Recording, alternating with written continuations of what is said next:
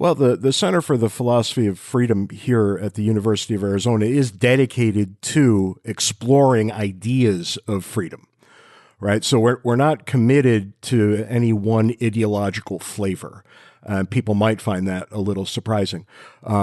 We've got people who represent a smattering of philosophical approaches, all taking seriously the questions of freedom and how things should look where the rubber meets the road. Spit that shit out, man! Now it's time to flip the script.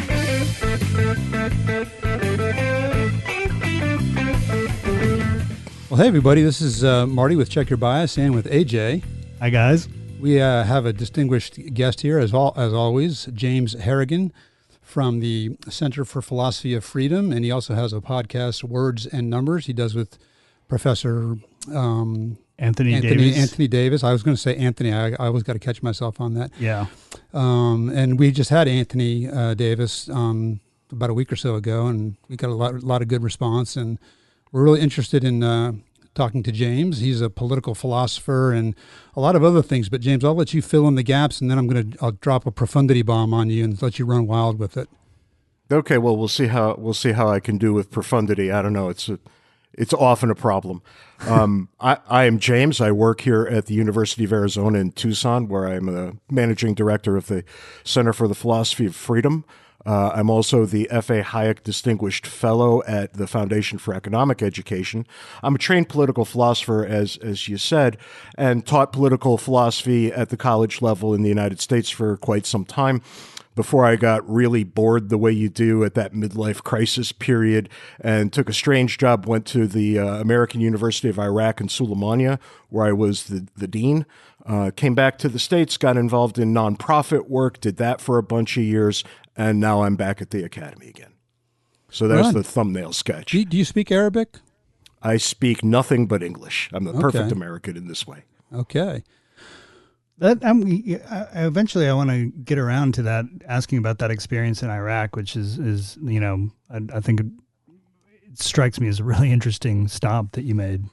Yeah, it's probably the most interesting thing I've done in my life. Really? Why? Yeah. It's a radically foreign environment. So I got dropped off there because I was dean. I had to show up early. I got there about a month before the other professors did. And, they had somebody at the airport with my name on a sign. And I just followed that guy, got in a car. He drove me to an apartment, handed me some keys, and then I lived there. And it was, you're up to your neck in a brand new kind of environment. You don't speak the language. You don't know the customs. You don't have any friends because the other professors haven't shown up yet. And they just said, well, go live. And you're kind of on your own. And I made the best of that. And, the process of coming up to speed in a new culture was really quite something. Well, that's actually, AJ's right. That's a great way to start. Why don't you just tell us about that? Well, I mean, it was utterly fascinating. I didn't really know what to expect, so I got there, and ahead of time, you do your due diligence to the extent that you can. And I thought I had at least some of the basics in my hand, but you never really do. And I got there and learned of the very distinct differences between Kurds and Arabs. And I was living in a Kurdish section, about 180 miles north of Baghdad, give or take, and about 10, 12 miles off the Iranian border to the east. And English was ubiquitous enough that I was able to float around on a day-to-day basis in town and get by with it. Of course, there's all kinds of language difficulties that you overcome with strange gesticulations and things like this. But I remember the first day I was there, and this is a story I often tell to high school kids when Ant and I go and visit high schools around the country, and it's to prove the point that we're all somehow about the same, regardless of the radical differences we might face in culture. The first day I woke up, it occurred to me that I was hungry, which, given the 36-hour trip in, not much of a surprise. And I looked in my wallet, and I had 3 crisp $100 bills from the United States, and that's it. No local currency, no understanding of the language, no understanding of the culture and the customs. So I left my apartment, wandered down to the street, and found a cab. There was a cab just sitting there. And I got in and I made a gesture with my hand to my mouth as if, I wanted to eat. And the cab driver looked at me and nodded slowly and drove me to a restaurant.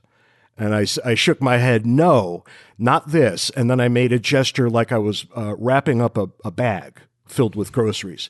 And he tapped his forehead and drove me straight to a grocery store. And isn't that something? Yeah. Two guys who can't communicate at all can communicate quite easily. So I go into the grocery store after pointing at my watch and pointing at the ground. And the cab driver knew that meant wait here for me. Wow. So he waited. I walked in and I figured, all right, the real problem I'm going to have is a currency problem. So I took the 100 out of my wallet and held it up and showed it to the cashier, who just nodded her head and waved me into the store. I filled up 2-3 bags with groceries. I brought it back and I put it down and she rang it all up. I handed her the 100 and she handed it to a child who ran out of the store.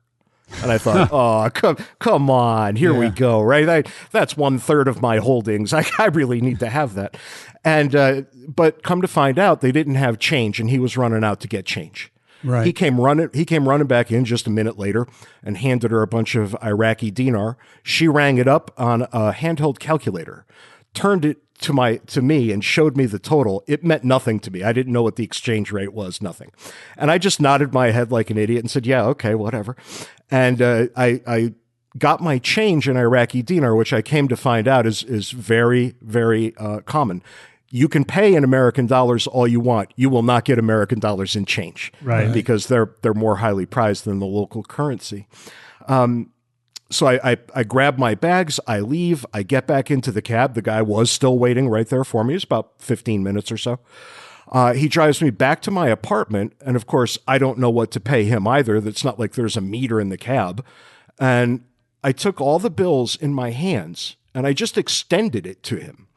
He very carefully reached in and pulled out 3 of them and indicated that I was done and I could be on my way. All of this happened without my ability to communicate in any realistic way. Right. And you That's start pretty good. What I find is speaking louder usually helps. Yeah, I tried not to do that. I went there with the idea that no matter what happened, I was not going to be the ugly American. Oh, that's great, man. The upshot of the story is it's really quite fascinating because I had a meeting the next day with somebody on campus and I told him the entire story. I showed him the amount of money I ended up with at the end of all of this. And I said, did I get taken here? And he said, you'll never get taken here. That's exactly right. Really? And that was exactly the case. I never got taken there. And do you think that's just cultural? I do think that. They just as I understood myself to be a guest in their country, they understood me to be a guest in their country. And I was treated very, very kindly. Yeah. Always given the benefit of every doubt. It was actually really sweet the way I was treated there by the locals. That's good to hear. I've never been there, but there's a lot of places in the world where you would be taken advantage of. And I don't consider this a being taken advantage of story, but you'll get a laugh out of it. So would Anthony. But I was in China and I was just looking all over the place for a MacBook charger.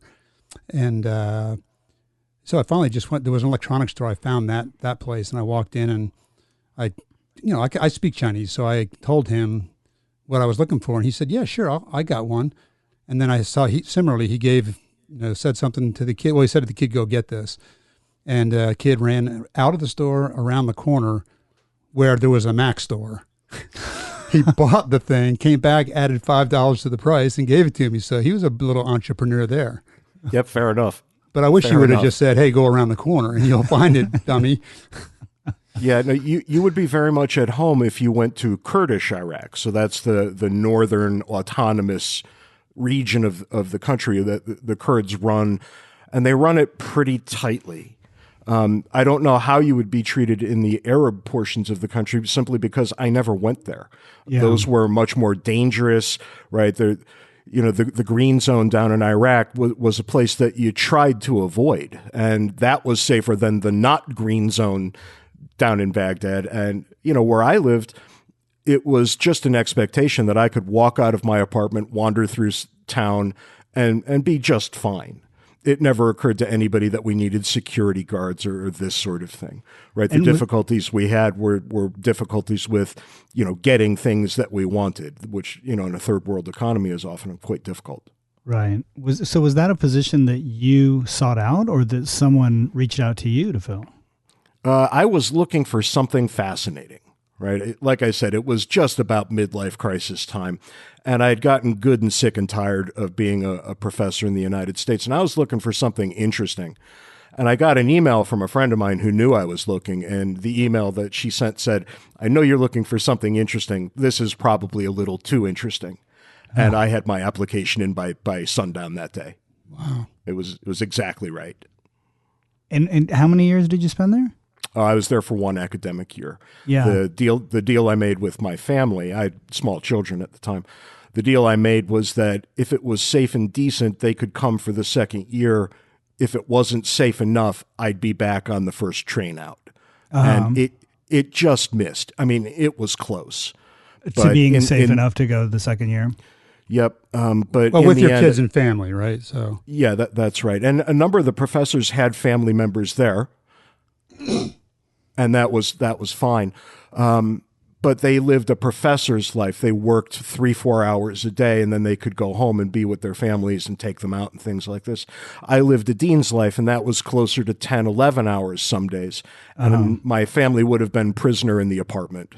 And I just I couldn't see my way to doing that to them. And was that because you felt like you could go out and walk around just fine on your own, but not necessarily your wife and kid?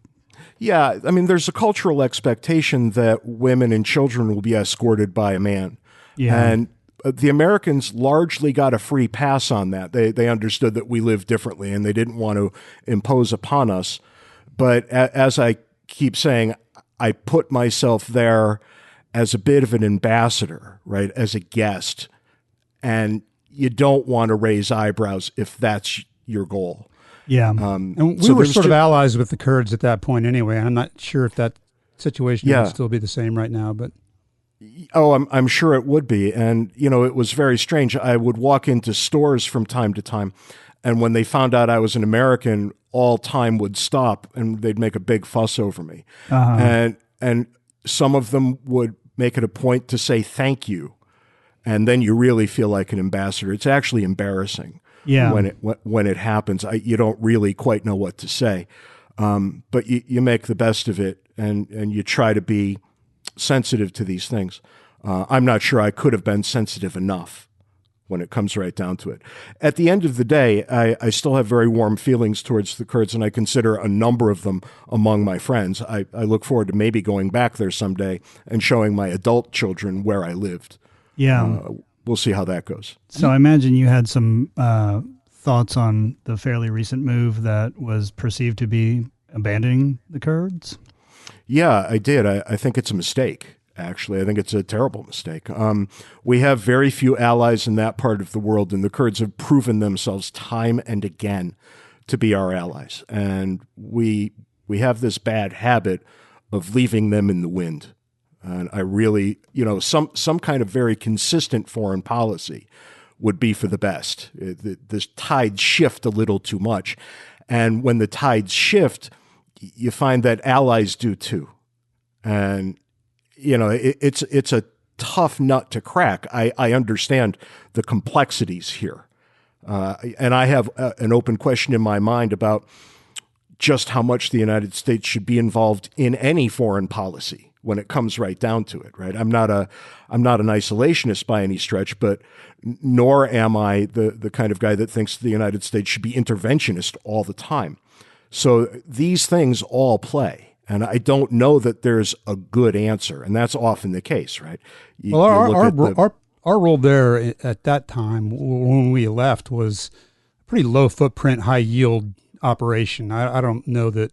I mean, it is complex, but I don't know. That just seems like a big, obvious mistake to me too. But again, I don't have all the details. Yeah, when the no-fly zone went up, the Kurds were exactly who was protected, and from that point forward, they considered the United States their greatest ally, and they were always horrified and confused when it was clear that the United States did not consider them to be an important ally. So, and you've got the problem of scale, right? This is a small group of people isolated in one very specific region in Iraq. The larger Kurdish community is 35 million people spread out through Iraq, Iran, Turkey, and Syria. And so they are the largest ethnic group in the world without a state. And I think, when looked at in that way, it probably plays a little different than looking at just one autonomous region in the country of Iraq. But all of these things are fraught with difficulty. And I get why United States diplomats would see it differently than I would, right? When I think about it, I think these are my friends. They live over there. Yeah. When they see it, they see a very complicated set of relationships that, you do one thing in one of those four countries and you could well upset the apple cart in the other three. Mm-hmm. So we're all operating with different understandings of the world. And, well, so it goes. I really want to talk to you about your Center for Philosophy and Freedom. Sure. And, big questions like truth, justice, is there objective truth, and how that all relates to what we're all going through now in our government and, well, the world, really. Well, the Center for the Philosophy of Freedom here at the University of Arizona is dedicated to exploring ideas of freedom, right? So we're not committed to any one ideological flavor. People might find that a little surprising.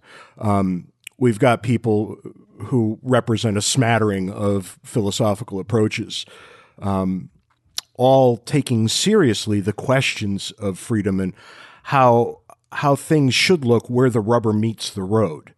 And it's an interesting place to be precisely because there's not a shop position, right? We don't all think one thing. So it was started back in 2008 by a very famous philosopher named David Schmitz, who's my boss, an all-around good guy. And he was doing a course on freedom at the time and just wanted to explore the thing a little further. And lo and behold, he was able, through force of personality, I think almost exclusively, to line up some pretty heavy donors to open up shop and start pursuing ideas based on freedom with other people who are similarly inclined, right? It's not a shouting match where we are, it's a discussion. Philosophers tend not to yell at each other all that much. They just want to kind of hash things out to the best of their abilities. And I think they do an admirable job of it. I was actually honored when the invitation to join was extended, and I'm just very happy to be here. It's a very strange kind of place in that we all care about the thing that we study, and yet we all get along with people who disagree with us quite significantly. And you don't see that very often, especially in the talking head world, and I'm in that world half the time too. And over there, well, people shout at each other quite a lot. Why do you think that is? Why the difference? Well, I think when you look at what Dave Schmitz was able to put together at the Freedom Center, his first questions weren't along the lines of who agrees with me, who's on board. His first questions were different. He asked, who's doing interesting work surrounding these in these ideas? And then, are these good people? Right? Are they nice people? And he got to build something that doesn't typically get built. And it kind of flew underneath the radar because, well, what emerges as a product from a philosophy shop? Well, books mostly, graduate students who go on to take positions elsewhere in the American Academy. That's the other big output, right? But these don't have to be places where people argue in mean spirit. They're places where people argue with the best of intentions. So when I walk into the Freedom Center, when we have a meeting and somebody says, well, I believe X for the following reasons, I think it's incumbent upon me to sit back and really think about that. Because my first thought is, all right, that's a very smart person who just said that. He spent most of his life researching exactly that, and I haven't. So maybe he's right. Right? That speaks to the humility that Antony pointed out when we spoke to him last week, approaching things with a certain amount of humility, even when you're in an academic realm where I'm sure there are very healthy egos. Yeah, there are. Egos are incredibly healthy. That's probably the nicest way to put it. But, Ant and I early on agreed on one thing. We said, look, we're probably never going to get really famous, right? We're not going to be the guys who, when you click the TV on, offer an opinion on everything. But what we're going to be is honest. We're going to do honest work, and we're going to try really hard to understand things. And when we're wrong, we're going to admit it. And when we come up against somebody else, we're not going to be mean-spirited. We're not going to belittle anyone. We're all in this together. That's our approach, right? And but you're going to be famous now. You're going to be famous now that you're on Check Your Bias. Oh, my God. My mom and Marty's mom are both going to hear you. Yeah. That's outstanding. I'm sure my father will also listen. But you find, look, when you turn on the Fox or MSNBC, just to pick out one on either side of the political equation, people are kind of mean spirited, and I just hate it. And not only are they mean spirited, they pipe off about things they don't understand constantly. Isn't that the coin of the realm though these days? It sure is. It sure is. So sad. And look, I've spent all of my adult life studying political things. Ant has spent all of his adult life studying economic things. We think we've got something unique that we can bring to the table. But our two disciplines are strange ones because everybody in the world thinks their opinion about political things and economic things is every bit as valid as ours. And it's not. Ours is considered, it's the result of 35 years of research, introspection, and thought. I'm not saying mine is right. I'm saying I'm more qualified to speak, and so is he. And Who needs all that fancy book smarts? It is. Look, when you spend 35 years doing anything, you're going to develop, if you're even reasonably intelligent, which I am, and we wonder about Ant sometimes, if you're even reasonably intelligent, you'll come to some provisional conclusions. And notice that I'll only call them provisional. Everything's on the table every day. I might be wrong. And if the evidence proves that I'm wrong, trust me, I will change my mind. Right? That's what decent people do. That's interesting, man, that you mentioned that. I remember a few years back, it might be, over a decade back now, there was among general political conversation among, lay people on the internet and social media, there was this idea that there is a actual benefit to having a quote unquote closed mind, and the way that the people who were perpetuating this point of view were defining that was that you need to close your mind around some idea at some point to have an opinion that you believe in. This is what I believe in. I've closed my mind around it. But I found it to be a little bit of an end around on justifying a completely closed mind that then was going to reject new information that comes in. Yeah, I think that's right. And I think there are certain things on the table, right? Certain political realities, and think about American history exclusively, that are closed, right? I don't think it benefits us at all to revisit arguments about human slavery. It's off the table. We're done with that, right? Decided well. I don't think we really have to spend a lot of time thinking about gender equality. Of course, gender equality is the way to go. Now, having said all that, I consider myself an ideologue, right? I believe certain things, and my ideology begins with the belief that human freedom is an absolute good and should be as unencumbered as is humanly possible within the regime.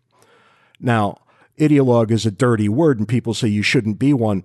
I think it's fine. I think we're all ideologues to some extent.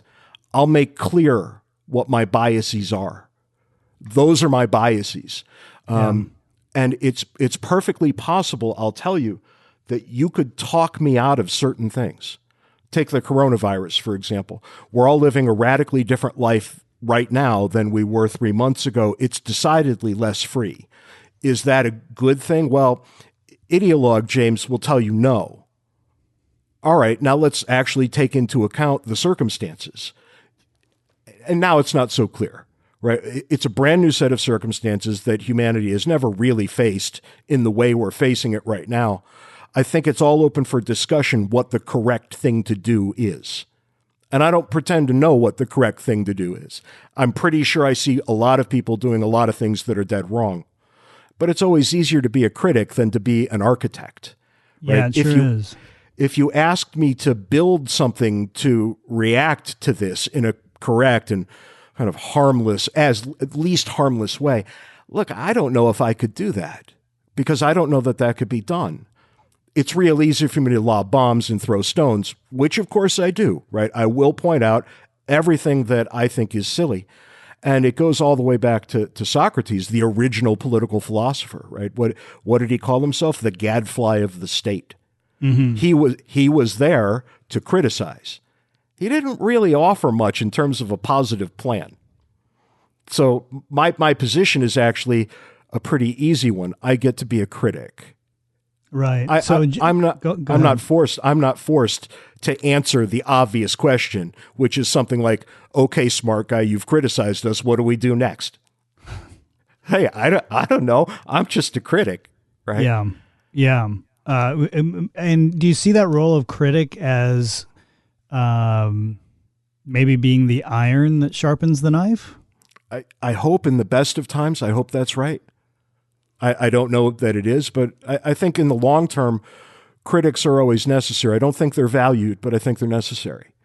So I value them, and I think I think the key to architecting a solution is balance and finding that balance. But I think that's sorely lacking in our political discourse right now: humility and balance.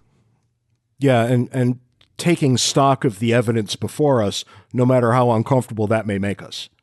So what's your general feel of the COVID lockdown situation, how we got to where we are, and where you see us hopefully going? Where would you say you hope we go? Yeah, it's an interesting question, right? Because the way that we started this is decidedly not where we sit right now. You might recall that the lockdown began to, quote, flatten the curve. And that was very specifically, I think, dedicated to a pretty good end, which was not overburdening the healthcare system, right? Making sure hospitals didn't have patients in hallways. And flattening the curve didn't mean people weren't going to get sick. It meant that it was almost a time release version of getting the sickness, where people were going to get sicker later after the original wave got sick and then got well again. And that actually made a lot of sense to me. And I think after we got through that portion of the program, which I stipulate, I don't know if it was necessary or not. I'm just saying it made a lot of sense.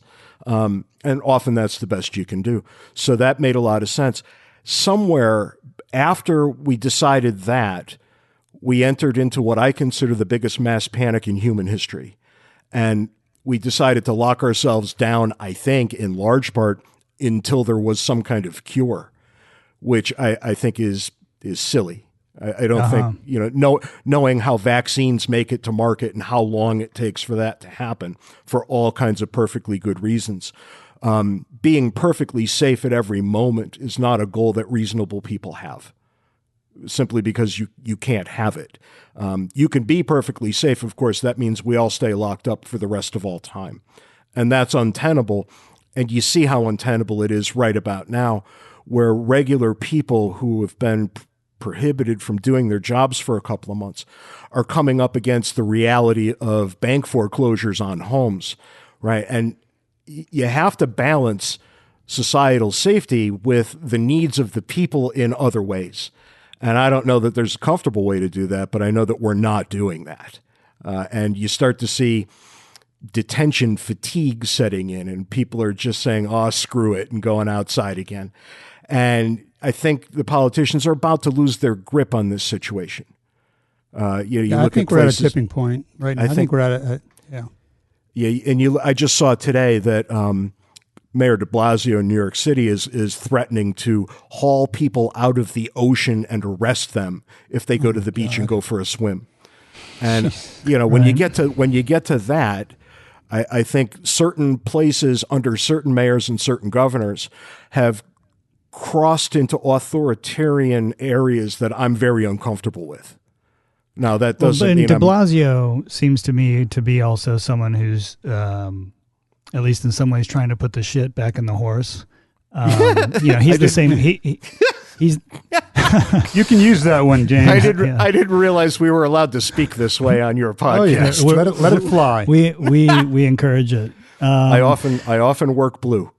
Yes. This is the guy that after New York was initially locked down was caught going to the gym personally, and the same guy that encouraged people to keep riding the subways. And now the story is, well, we didn't know that was a dangerous thing to do. Come the hell on. Yeah. This is a respiratory virus. The subway was the first thing I thought of. Yeah. Yeah, that's right. If I lived in a city that had a subway, I doubt I'd be using it. Yeah. Right. Simple matters of prudence come to the individual pretty quickly. And that's just it, though, right? When you tell people, look, there's a respiratory infection that's making the rounds and it could kill you, people alter their behavior almost immediately. Mm-hmm. And because what do you find now, right? A number of states are throwing the chains off, mine among them, right? So you could have gone to a restaurant starting a week ago today in Arizona. Wow. People have chosen not to do that in droves. Some do. But right, those are the people that the people will open the economy. Yeah, that's right. And the people know what their risk tolerance is. They know the risks. They know the rewards, right? So as an immunocompromised person, which I am, I might well not go to restaurants, right? Until I get a sense that this is bubbled over almost completely. I might go back to work knowing that, look, for a couple of months, things have been really grim here and I have to make a living. But who better to make that risk reward determination than me? Doesn't it become my life. Complicated? Sure. Yeah. Go ahead, James. That's an important point. It's your life. It's my life, and only I can understand what pressures are operating on me, right? And how much attention I should pay to each of them. That brings up a really good point that Marty and I talked a lot about after we talked to Ant, and I'm just going to go ahead and refer him to Ant like we're old buddies. And it was, understanding the pressures that work upon you, but does it become complicated? And this is where I'm kind of interested in your take and comparing it to Anthony's take, the economist versus the political philosopher. It seems like your discipline has the potential to be just much messier, right? There's no charts and graphs easily to refer to. And so, you can decide to go back to work, but then you also have to take into account that your coworkers may be going to a restaurant and a bar after that every night.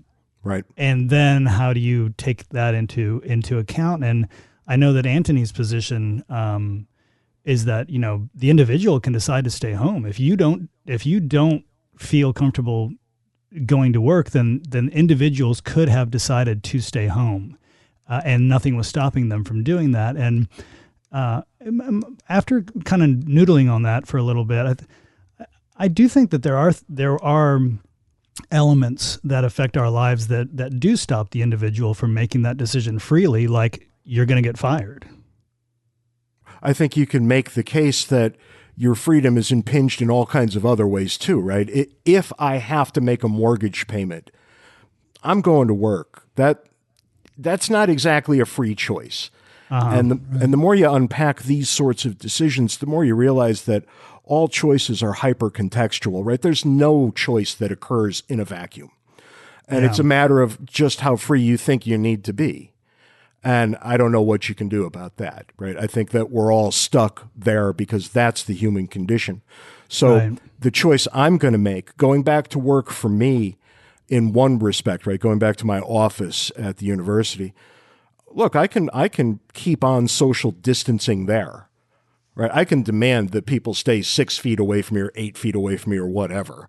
I could not shake hands. There's all kinds of things that I can do to keep myself safe there, even if all of my coworkers are going to happy hour every night. Now, if I worked at the local meatpacking factory, I can't do that. Yeah. Right? There you work elbow to elbow. And you see just how difficult it is just with these two easy examples to come up with a blanket policy of any kind. which is why I like to leave it in the hands of the individual, because only the individual knows the qualities of his own life that matter in this respect. You're right. You're right, though. There are all kinds of impediments out there. And I, as a political philosopher, rather than a philosopher simply, I'm kind of happy enough saying, look, I can give you the 99.8% answer. It's not perfect in every instance. It's just mostly perfect. I guess in essence, we're saying the government's not the solution. I think the government is very rarely the solution. And in the United States, when you think about how big it is, how many subcultures there are, how many different kinds of issues permeate the different geographical areas, looking for a one-size-fits-all solution is very, very difficult. Now, you can kick it down to the states, but in my case, I mean, we've got Tucson, we've got Phoenix, and then we've got Desert. Even a one-size-fits-all solution at the state level isn't going to work here, nor is it going to work in any of the other dozen or so states I've lived in, for all kinds of obvious reasons, right? What role would you say the federal government had in this context? In this context, I think do as little as possible, right? Because the one-size-fits-all narrative just doesn't work here. And people criticize President Trump on his reaction to the coronavirus problems. And I like criticizing President Trump as I like criticizing all presidents. But I don't know that I would have done anything all that differently. I would have done it with less bombast. I might have told the truth more often. But as for that's a big one. Yeah. as for a federal policy, now I don't know. Right. I think the federal policies probably begin and end with air travel, the nation's docks, and probably interstate highways. So do you then shut down interstate travel as well? I wouldn't have unless I saw compelling evidence that was necessary. And even then, it seems like a one-size-fits-all that makes, in the West, that looks one way. In the Northeast, it looks a completely different way. Yeah, and shutting, it could be shutting down Connecticut, New York, Pennsylvania, New Jersey. Could have been a death sentence out here if it happened in the dead of summer, right, where it's 115 degrees every day. But you look at how the virus percolated, and look, New Orleans and New York City really got hammered. I mean, they had real and continue to have very real problems. Well, that's not my experience here in a mid-level city. We've got about 500,000 people in Tucson, and the virus is almost a non-starter. It just didn't really set in here. If I lived in New Orleans, I would be agitating for one set of answers. If I lived here, I'd be agitating for another. And I think I'd be right in either in either instance. Right. Yeah, so from a federal government's perspective, I think just leadership, facilitation, resources. I mean, giving resources to the decision makers on the ground. Yeah. And facilitating and coordinating, and when the leadership is a big thing. I mean, we have nothing to fear but fear itself. We're not hearing that. No. We're not. And what we do here seems like, at least to me, I can't trust. Or I put little trust in it, and that just, I think, causes chaos, which never helps. Yeah, I think the current administration is bereft of trustworthiness, if I may. I don't look at that group of people in Washington, D.C. and feel tremendous confidence that I'm going to get the truth, that people will be treated fairly, these sorts of things, right? And even if I'm willing to say, and I am, that this is largely not a federal issue, it was certainly made worse by all kinds of character traits at the federal level. All right, friends, that concludes part one of our interview with James Harrigan. Professor Harrigan was really generous with his time, and I found him really interesting to talk to. I hope you've enjoyed what you've heard so far, and there's a lot more to come. Yeah, he was fantastic and gave us some great information as usual, and even some of the things leading into part two, especially in light of some of the news we've got with some of the data coming out of Florida. their shutdown versus staying open. Yeah, that sort of thing. it's an interesting conversation, right? If things don't seem so cut and dried, I know you and I and many people expected Florida, my home state, to really explode like New York did, and to frankly to be a shit show, and it has not been. No, not yet. And there is some people talking about this woman who was part of their health department tracking. Data analyst. Yeah, some sort of. You're right, a yeah. data analyst. And but that said, though, I would think that if this thing was blowing up like it was predicted, that you'd see the evidence in the hospital. You wouldn't be able to hide it. Yeah, and we're not seeing that. Yeah, with the demographics of Florida, you would not be able to hide it. And so like many things, the conversation's not cut and dried, not black and white. And I think Professor Harrigan's helping point out some of the shadows, right? Some of the shades of gray that exist in there, and no easy answers, frankly, no clear right answer. But hope you enjoyed episode 1, part 1, and part 2 will be coming probably early next week.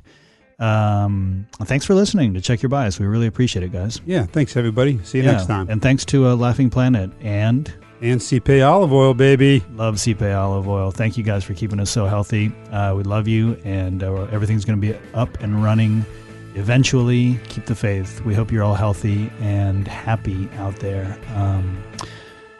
Sending out some love. Because we're happy. And lovely. Yes, we and are. healthy. Don't forget lovely. Don't forget staying strong, everybody. Yeah. Stay strong. Being strong is lovely. And being lovely is strong.